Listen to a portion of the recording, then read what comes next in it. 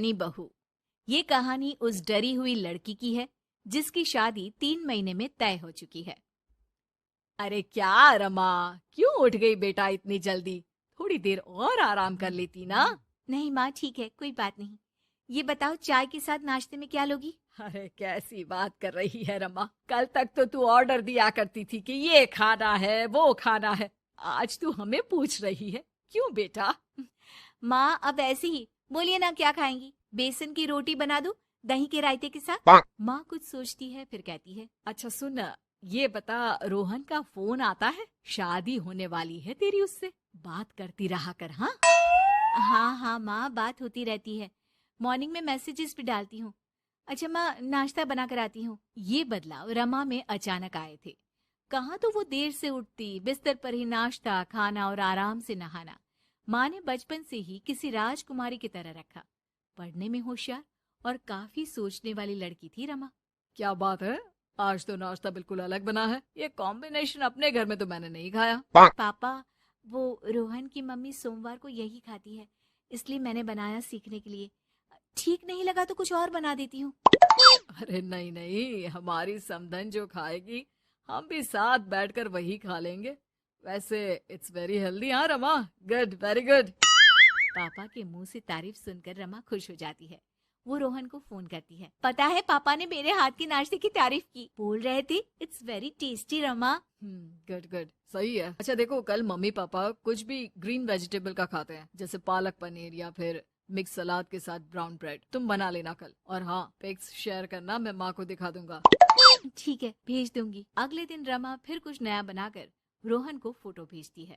अपनी माँ को दिखा देना, ये मैंने बनाया है। तभी वहाँ उसकी माँ आ जाती है। ये क्या बेटा, ये हाथ कैसे चल गया तुम्हारा? अरे कुछ नहीं माँ, वो तो बस ऐसे ही। आप बताओ ना, क्या चाहिए? अरे कुछ नहीं बेटा, ला मैं हाथ में दवा लगा देती हूँ। माँ हाथ में दवा लगा रही थी कि पता नहीं रमा क्या सोच रही थी, थोड़ी परेशान सी थी। क्या हुआ रमा, क्यों परेशान लग रही हो? रोहन से कोई बात हुई है क्या? नहीं माँ, आज जो बनाया उसकी फोटो मांगी थी रोहन ने, दे तो दी लेकिन अभी तक कोई रिप्लाई नहीं आया।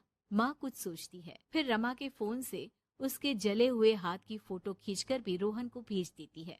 अरे माँ, ये क्या कर रही हो? वो सोचेगा कि मुझे काम करना आता ही नहीं। हाँ तो सोचने देना, पढ़ाई में नहीं मिल पाता था वक्त, जितना सीखा है काफी है। वक्त के साथ ही खाना बनाना, घर संभालना सब कुछ आ जाता है। थोड़ी देर में रमा के फोन का मैसेज बजता है। रमा के पास रोहन का फोन आ जाता है। माँ को ये खाना देखने में ही अच्छा नहीं लगा, बोल रही थी कि तुम्हें बोल दूं कि अच्छे से बनाना सीखे। ना हो तो कोई क्लास ज्वाइन कर ले, मैं पैसे दे दूंगा।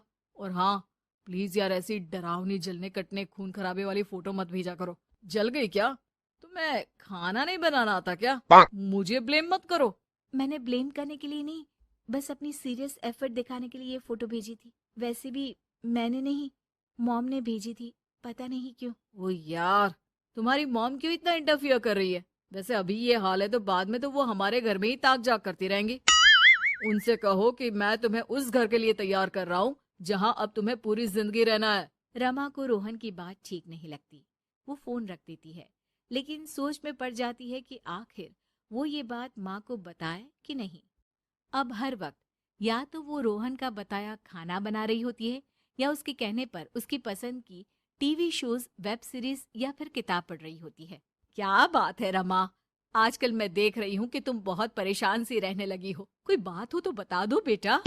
नहीं माँ, वो रोहन ने कहा था कि उसकी पसंद मुझे पता होनी चाहिए, जिससे कल को हम साथ हो तो हम लोग मिलकर अच्छे से बात कर पाए। उसने कुछ वेब सीरीज देखने को कहा था, लेकिन क्या कहूँ माँ, मेरी तो समझ में ही नहीं आ रही वेब सीरीज। अरे तो बोल देना रोहन को नहीं देखनी, या फिर एक काम कर, तू उसे अपनी पसंद का सिर्फ एक गाना सुनने को बोल। ला मैं मैसेज कर देती हूँ।